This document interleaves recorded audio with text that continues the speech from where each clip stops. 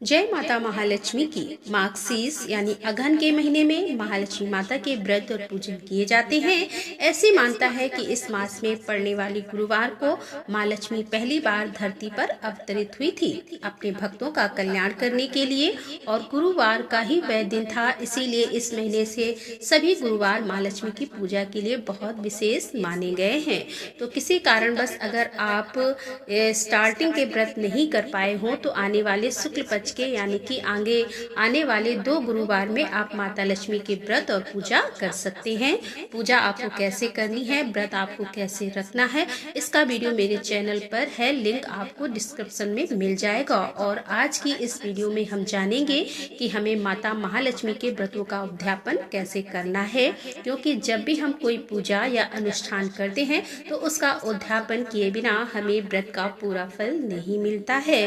तो व्रत की संपूर्णता के लिए हमें उद्यापन जरूर करना चाहिए। और आज के इस वीडियो में आपको उद्यापन की विधि और चौकी हमें कब हटानी है, कैसे हटानी है, और जो भी हमने सामग्री ली है, कलश का नारियल, कलश के जल का, श्रृंगार सामग्री, इन वस्तुओं का हमें क्या करना है और किस प्रकार से हम अपने इन व्रतों को संपूर्ण करें। क्योंकि जब भी हम किसी भी व्रत पूजा को शुरू करते हैं तो उद्यापन करना या विसर्जन करना ही पूजन की संपूर्णता माना जाता है। लेकिन लक्ष्मी माता की पूजा में देखिए कभी भी विसर्जन नहीं किया जाता। लक्ष्मी माता के किसी भी प्रकार के पूजन में उद्यापन श्रेष्ठ माना जाता है। तो देखिए माघ मास के अंतिम गुरुवार के दिन जिस तरह से आप हर गुरुवार को पूजा करते आए हैं, पूरे विधि विधान से आप पूजन करें। और जितना आपका सामर्थ्य है, जितनी इच्छा है, उतनी सुहागिन स्त्रियों को आप एक दिन पहले ही यानी बुधवार के दिन न्योता दे आए। आप 5, 7, 9, 11, 21 या फिर अगर आपको इतनी सुहागिन ना मिले तो आप नहीं बुला सकते हैं, तो आपके पास समस्या है किसी भी प्रकार की, तो केवल आप एक सुहागिन को भी आमंत्रित कर सकते हैं। तो जितनी भी सुहागिनों को आप बुलाना चाहते हैं उतनी सुहागिनों को आप एक दिन पहले ही सादर आमंत्रित करें। और देखिए गुरुवार के दिन पूजन आप सुबह कर लें, और समय ना हो तो आप दिन में या शाम को भी पूजन कर सकते हैं। और इसके बाद में आमंत्रित सुहागिनों को आप माता महालक्ष्मी का स्वरूप मानते हुए उन सभी का पूजन करें। सादर आसन पर बैठाकर चरण छुएं और हल्दी कुमकुम का टीका लगाएं। और सुहागिनों को भोजन परोसने से पहले माता महालक्ष्मी को खीर का भोग लगाएं, क्योंकि माता महालक्ष्मी के पूजन में और भोग में खीर का विशेष महत्व होता है। तो खीर आप किसी की भी बना सकते हैं, मेवे की, मखाने की या चावल की भी खीर आप बना सकते हैं। तो ठीक है। और इसके बाद आपने सुहागिनों के लिए जो भी बनाया है, और देखिए वैसे तो इस व्रत में नमक का सेवन नहीं किया जाता, मीठा अन्न से बना भोजन कर लिया जाता है। लेकिन अगर किसी हेल्थ इशू की वजह से आपने व्रतों में सेंधा नमक खा लिया है तो आप आमंत्रित सुहागिनों को भी बिना प्याज लहसुन का नमक से बना भोजन, शुद्ध सात्विक भोजन खिला सकती हैं।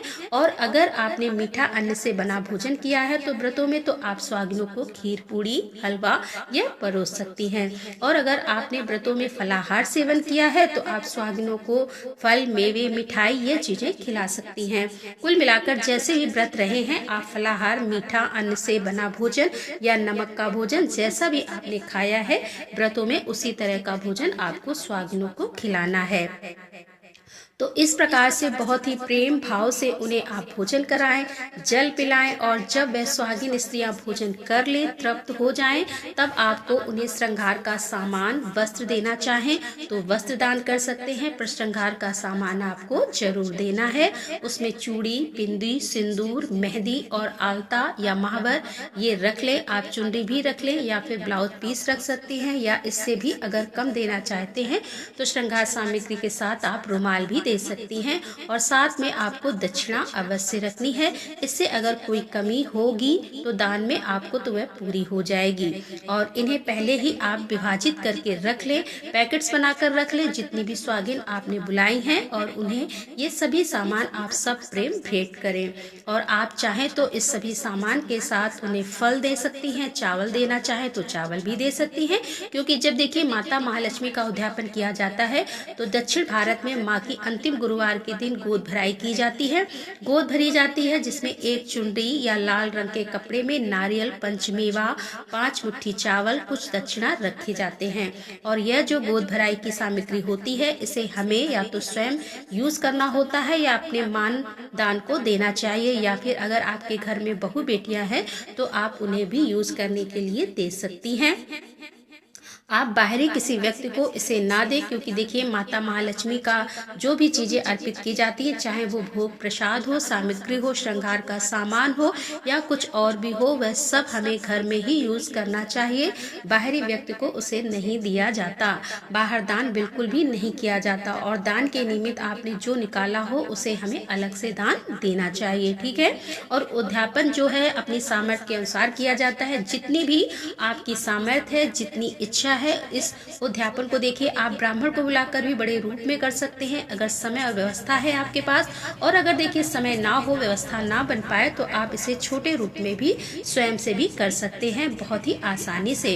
और देखिए जो भी खीर का भोग हमने माँ को अर्पित किया है उसे हमें स्वयं खाना चाहिए। और जो भी भोग प्रसाद आपने सुहागिनों के नाम से बनाया है उस भोजन को ही आप सुहागिन स्त्रियों को खिलाएं। और इस प्रकार से देखिए पूजन करने के बाद सुहागिन स्त्रियों को सुहाग की सामग्री या फिर अपने दान के लिए जो भी सामान लाकर रखा है उनके लिए उनके पैर छू करके उन्हें सब प्रेम व सम्मान से उन्हें भेंट कर दे। और इसके बाद उन्हें विदा कर दिया जाता है। और इसके बाद में जो भी आपने माँ को अर्पित किया है प्रसाद में खीर, हलवा पूरी, मीठा भोजन या फलाहार या नमक का बना शुद्ध सात्विक भोजन, उसे आप खा सकते हैं। और देखिए अगर आपने सुबह या दिन में इस भोजन को किया है तो दिन में उद्यापन किया है तो आप इस भोजन को उस समय ना खाएं, आप शाम को उस समय भोजन करें। शाम को भोग आरती के बाद आप इस भोजन को ग्रहण करें। जैसे आप हर गुरुवार को करते आए हैं वैसे ही उद्यापन वाले गुरुवार को यानी कि लास्ट गुरुवार को भी सारे नियम हमें अपनाने हैं। और उद्यापन करने के बाद में शुक्रवार के दिन हमें पूजा करके ही इस चौकी को उठाना है।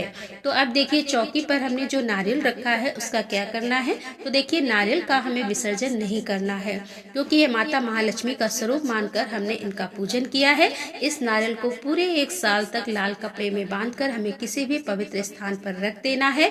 आप चाहें तो इसे तिजोरी में या अलमारी में भी रख सकते हैं। और अगले साल मार्गशीर्ष मास के गुरुवार में जब हम दूसरे नारियल को स्थापित कर लेंगे तब माता महालक्ष्मी का स्वरूप मानकर तब आप इस नारियल को, जो पिछला वाला नारियल है, उसे विसर्जित कर सकते हैं।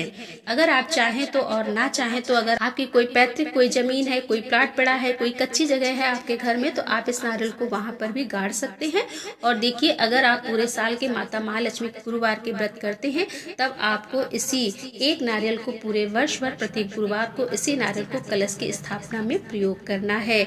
अब देखिए जो भी भोग प्रसाद है वह आपको अपने घर के सभी मेंबर्स में बांटना है, बाहर किसी को नहीं देना है। और जितने भी चावल हमने पूजा में प्रयोग किए हैं, कलश के नीचे जो चावल रखे हैं या जो भी अर्पित किए हैं, उन सभी चावलों को इकट्ठा करके अपने रसोई घर के चावल एकत्रित करने की जगह पर इसे रख दीजिए, उनमें आप मिला दीजिए। और कलश के अंदर जो भी चीजें हमने डाली हैं उन्हें आप घर के किसी गमले में या कच्ची जगह पर, अगर आपके घर में तो वहां पर भी दबा दीजिए। और जो भी फूल पत्तियां हैं वो भी आपको गमले में ही दबा देनी है। कुछ दिनों बाद यह सब खाद बन जाएगा। और देखिए जो कलश के अंदर हमने सिक्का डाला है ना, उसे आप रख लीजिए तिजोरी में या अलमारी में, किसी भी पवित्र स्थान पर इसे रख लीजिए। महालक्ष्मी जी की पूजा में प्रयोग की गई संपूर्ण सामग्री, पूजा संबंधी सभी वस्तुएं हमें खुद ही यूज करनी है और घर में ही उनका विसर्जन करना है। भूल कर भी किसी भी वस्तु का बाहर विसर्जन नहीं करना है, क्योंकि माता महालक्ष्मी का हम स्थायी निवास चाहते हैं और इसीलिए पूजन करते हैं। तो बाहर आप विसर्जन ना करें।